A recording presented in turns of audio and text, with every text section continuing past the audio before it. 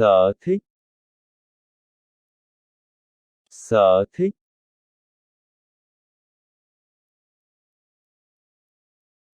Hoạt động. Hoạt động.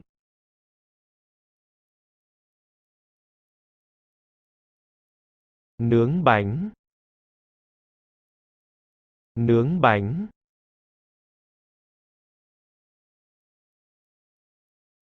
Múa ba lê. Múa ba lê.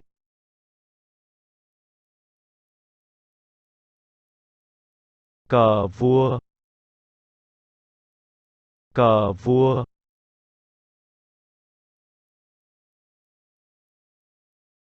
Sưu tâm thu thập. Sưu tâm thu thập.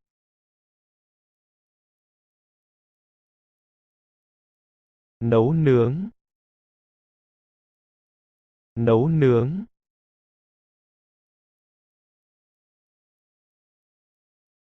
Nhảy. Nhảy.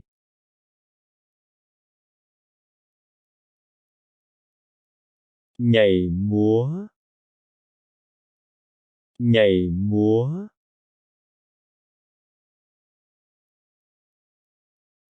Câu cá. Câu cá.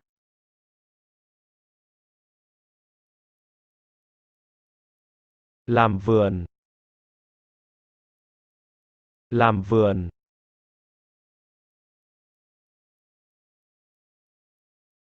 Đi dạo.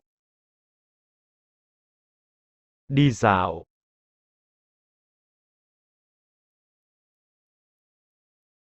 Đi dự tiệc. Đi dự tiệc.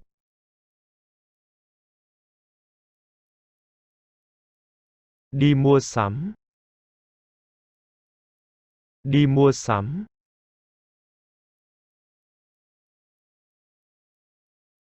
Đi bơi.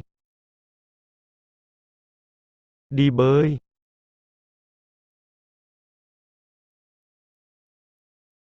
Đi tập thể hình.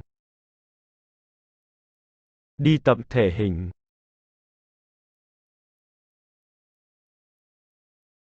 Đến quán bia rượu.